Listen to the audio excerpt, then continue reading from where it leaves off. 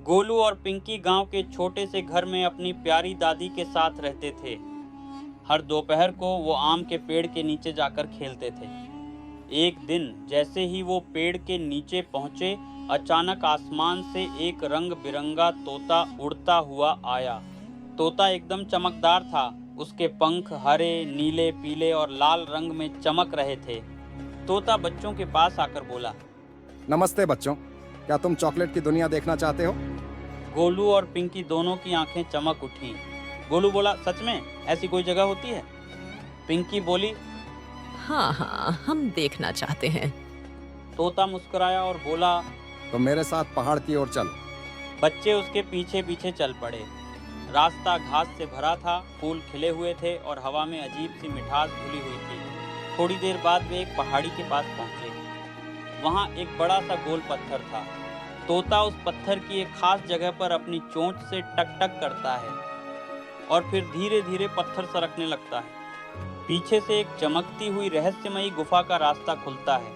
तोता बोला, यह है चॉकलेट की दुनिया का दरवाजा, लेकिन ध्यान रखना, हर मीठी चीज अच्छी नहीं होती।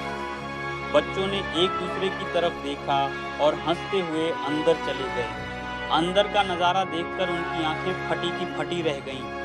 जमीन चॉकलेट की थी, पेड़ टॉफियों के थे और आसमान में कपास जैसे गुलाबी बादल तैर रहे थे। चॉकलेट की नदियां बह रही थीं और कैंडी के फूल खिल रहे थे। गोलू बोला, वाह, मैं तो इस नदी में कूदने वाला हूँ।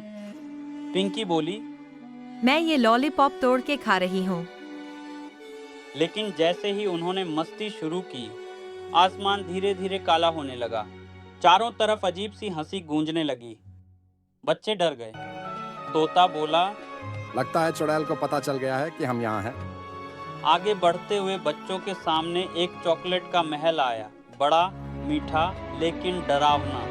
उस महल की खिड़की से लाल आंखें चमक रही थी और तभी एक डरावनी आवाज आई। हाँ हाँ हाँ, अब तुम मेरी दुनिया में फंस गए हो। वो थी चुड़ैल चामुंडा। वो दिखने में चॉकलेट जैसी मीठी लगती थी, लेकिन उसकी हंसी सुनते ही बच्चे कांप गए। गोलू बोला, हमें जाने दो चुड़ैल। पिंकी बोली, हमें दादी के पास जाना है। लेकिन चुड़ैल हंसती रही। तभी तोता उड़कर आसमान में घूमा और बोला, चॉकलेटों बंद हो जा, बच्चों को घर भेजा जा। एक तेज रोशनी हुई।